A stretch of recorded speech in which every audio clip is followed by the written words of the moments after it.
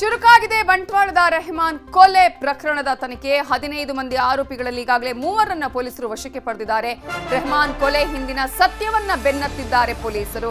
ಈ ಘಟನೆ ಆದ ಬಳಿಕ 5 ವಿಶೇಷ ತಂಡಗಳನ್ನು ರಚನೆ ಮಾಡಲಾಗಿತ್ತು. ಪೊಲೀಸರ 5 ತಂಡಗಳು ನಿರಂತರವಾಗಿ ಆರೋಪಿಗಳನ್ನು ಹುಡುಕಾಡುವಂತಹ ಕೆಲಸವನ್ನ ಮಾಡ್ತಾ ಇದ್ರು. ನಿನ್ನೆ ಸಂಜೆಯ ವೇಳೆಗೆ 3 ಆರೋಪಿಗಳನ್ನು ಪೊಲೀಸರು ವಶಕ್ಕೆ ಪಡೆದಿದ್ದಾರೆ. ರೆಹಮಾನ್ ಕೊಲೆ ಹಿಂದಿನ ಸತ್ಯವನ್ನ ಬೆನ್ನತ್ತಿದ್ದಾರೆ ಪೊಲೀಸರು. ಹಳೆಯ ದ್ವೇಷಕ್ಕೆ ಅಥವಾ ಈ ಒಂದು ಪ್ರತೀಕಾರಕ್ಕೆ ಏನಾದರೂ ಕೊಲೆ ಮಾಡಿದ್ರಾ ಅನ್ನುವಂತಹ ಒಂದು ಆಂಗಲ್ ನಲ್ಲೂ ಕೂಡ ತನಿಖೆಯನ್ನ ಮಾಡ್ತಾ ಇದ್ದಾರೆ. ಹಾಗಾದ್ರೆ ರೆಹಮಾನ್ ಕೊಲೆಯ ಹಿಂದಿನ ಉದ್ದೇಶ ಏನು, ಸಂಘಟನೆಗಳ ಕೈವಾಡ ಏನಾದರೂ ಇದೆಯಾ ಅನ್ನೋದ್ರ ಬಗ್ಗೆನೂ ಕೂಡ ಪೊಲೀಸರು ತನಿಖೆಯನ್ನ ಮಾಡ್ತಾ ಇದ್ದಾರೆ. ಈಗಾಗಲೇ ಈ ಒಂದು ಘಟನೆ ಆದ ಬಳಿಕ ಟಾರ್ಗೆಟ್ಗಳು ಜಾಸ್ತಿ ಆಗ್ತಾ ಇದೆ. ಬಜರಂಗ ದಳದ ಭರತ್ ಕುಮ್ಡೆಲ್ ಅನ್ನ ಟಾರ್ಗೆಟ್ ಮಾಡಲಾಗಿದೆ. ಭರತ್ ಕುಮ್ಡೆಲ್ ಟಾರ್ಗೆಟ್ ಮಾಡಿ ಪೋಸ್ಟ್ ಅನ್ನ ಸೋಷಿಯಲ್ ಮೀಡಿಯಾದಲ್ಲಿ ಹಾಕಲಾಗ್ತಾ ಇದೆ. ಟಾರ್ಗೆಟ್ ಬಾಯ್ ಪೇಜ್ ಮೂಲಕ ಬೆದರಿಕೆಯನ್ನ ಹಾಕುವ ಕೆಲಸ ಕೂಡ ಆಗ್ತಾ ಇದೆ. ಸುಹಾಸ ಹತ್ಯೆಯ ನಂತರ ಕೂಡ ಇಂಥದ್ದೇ ಒಂದು ಟಾರ್ಗೆಟ್ ಪೋಸ್ಟ್ಗಳನ್ನ ಹಾಕಲಾಗ್ತಾ ಇತ್ತು. ಆ ಸಂದರ್ಭದಲ್ಲಿ ಪೊಲೀಸರು ಕಟ್ಟುನಿಟ್ಟಿನ ಕ್ರಮಗಳನ್ನ ಕೈಗೊಂಡಿದ್ರು. ಇದೀಗ ಮತ್ತೆ ಇಂಥದ್ದೇ ಟಾರ್ಗೆಟ್ ಪೋಸ್ಟ್ಗಳನ್ನ ಹರಿಬಿಡಲಾಗ್ತಾ ಇದೆ. ಬಂಟ್ವಾಳದಲ್ಲಿ ಅಬ್ದುಲ್ ರೆಹಮಾನ್ ಹತ್ಯೆ ಪ್ರಕರಣಕ್ಕೆ ಸಂಬಂಧಪಟ್ಟ ಹಾಗೆ ಶವಯಾತ್ರೆಯ ವೇಳೆ ದಾಂಧಲೆಯನ್ನ ಎಬ್ಬಿಸಿದ್ರು ಯುವಕರು. ಮುಸ್ಲಿಂ ಯುವಕರು ದಾಂಧಲೆಯನ್ನ ಮಾಡಿರುವ ವಿಡಿಯೋ ವೈರಲ್ ಆಗಿದೆ. ಒಂದ್ ಕಡೆ ಶವಯಾತ್ರೆ, ಮತ್ತೊಂದು ಕಡೆ ಇಂತಹ ಯುವಕರ ದಾಂಧಲೆ. ಇದಾಗಲೇ ಇಂತಹ ದೃಶ್ಯಗಳು, ಈಗ ವಿಡಿಯೋಗಳು ಕೂಡ ವೈರಲ್ ಆಗ್ತಾ ಇದೆ. ದಾಂಧಲೆಯನ್ನ ಎಬ್ಬಿಸಿದ್ರು ಶವಯಾತ್ರೆಯ ವೇಳೆ ಯುವಕರು. ಮುಸ್ಲಿಂ ಯುವಕರು ದಾಂಧಲೆ ಮಾಡಿರುವಂತಹ ವಿಡಿಯೋ ವೈರಲ್ ಆಗಿದ್ದು, ಪ್ರಮುಖವಾಗಿ ಹಿಂದೂಗಳ ಅಂಗಡಿಗಳನ್ನೇ ಟಾರ್ಗೆಟ್ ಮಾಡಿ ದಾಂಧಲೆ ಮಾಡಿದ್ದಾರೆ. ತುಂಬೆ ಬಳಿಯ ಅಲ್ಯೂಮಿನಿಯಂ ಅಂಗಡಿಯ ಬಳಿ ಗಲಾಟೆ ಮಾಡಿದ್ದಾರೆ. ಜೊತೆಗೆ ಕಾರ್ಮಿಕನ ಮೇಲೆ ಹಲ್ಲೆಗೂ ಕೂಡ ಯುವಕರು ಮುಂದಾಗಿದ್ರು. ತಕ್ಷಣವೇ ವಾಹನದಲ್ಲಿ ಸೈರನ್ ಹಾಕಿದ್ದಾರೆ ಪೊಲೀಸರು. ಸಂಭಾವ್ಯ ದಾಳಿಯನ್ನ ಪೊಲೀಸರು ತಡೆದಿದ್ದಾರೆ.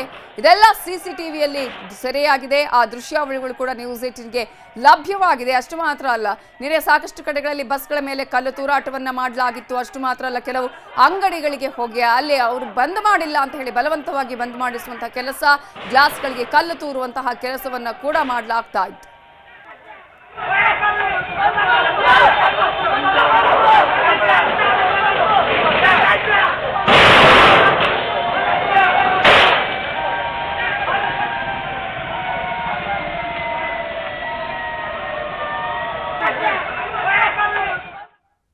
ಇದೇ ವಿಚಾರಕ್ಕೆ ಸಂಬಂಧಪಟ್ಟ ಹಾಗೆ ಇನ್ನಷ್ಟು ಡೀಟೇಲ್ಸ್ ಅನ್ನ ಕೊಡೋದಕ್ಕೆ ನಮ್ಮ ರಿಪೋರ್ಟರ್ ಕಿಶನ್ ಶೆಟ್ಟಿ ಈಗ ನೇರ ಸಂಪರ್ಕದಲ್ಲಿ ಜಾಯ್ನ್ ಆಗಿದ್ದಾರೆ. ಕಿಶನ್ ಶೆಟ್ಟಿ, ರೆಹಮಾನ್ ಕೊಲೆ ಪ್ರಕರಣಕ್ಕೆ ಸಂಬಂಧಪಟ್ಟ ಹಾಗೆ ಈಗಾಗಲೇ 3ರನ್ನ ವಶಕ್ಕೆ ಪಡೆದಿದ್ದಾರೆ, ಬಂಧನಕ್ಕೆ ಒಳಪಡಿಸಿದ್ದಾರಾ, ಯಾರ್ಯಾರನ್ನ ಇದೀಗ ವಶಕ್ಕೆ ಪಡೆಯಲಾಗಿದೆ, ಜೊತೆಗೆ ಈ ತನಿಖೆಯ ಪ್ರಗತಿ ಹೇಗಿದೆ, ನಿನ್ನೆ ಏನೆಲ್ಲ ಘಟನೆಗಳು ಆಯಿತು?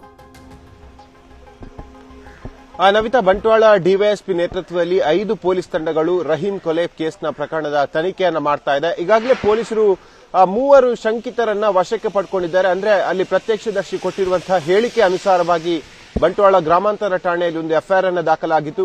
ಸುಮಾರು 15 ಮಂದಿ ವಿರುದ್ಧ ಎಫ್ಐಆರ್ ದಾಖಲಾಗಿತ್ತು. ಪ್ರಮುಖವಾಗಿ ದೀಪಕ್ ಎಂಬಾತನ ಹೆಸರು ಮುಂಚೂಣಿಯಲ್ಲಿತ್ತು. ಆತನೇ ಈ ಮರ್ಡರ್ ಮಾಡಿದ್ದಾನೆ ಅಂತ ಹೇಳಿ ಪ್ರತ್ಯಕ್ಷದರ್ಶಿ ಹೇಳಿಕೆಯನ್ನು ಕೊಟ್ಟಿದ್ದ.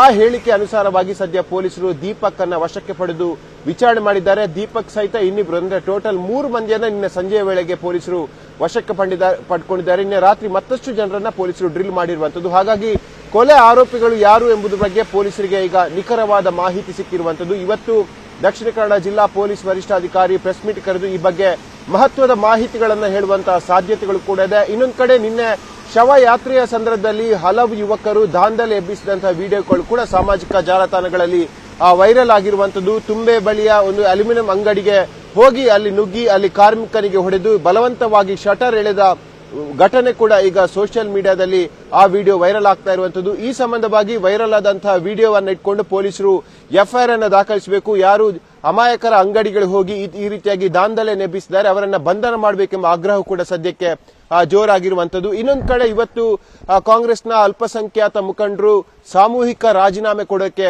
ಮುಂದಾಗಿದ್ದಾರೆ. ಮಧ್ಯಾಹ್ನ 2:30 ವೇಳೆಗೆ ಬೋಳಾರದ ಶಾದಿ ಮಹಲ್ನಲ್ಲಿ ಒಂದು ಮಹತ್ವದ ಸಭೆಯನ್ನ ಕಾಂಗ್ರೆಸ್ನ ಅಲ್ಪಸಂಖ್ಯಾತ ಪ್ರಮುಖರು ಇಟ್ಕೊಂಡಿರುವಂತದ್ದು.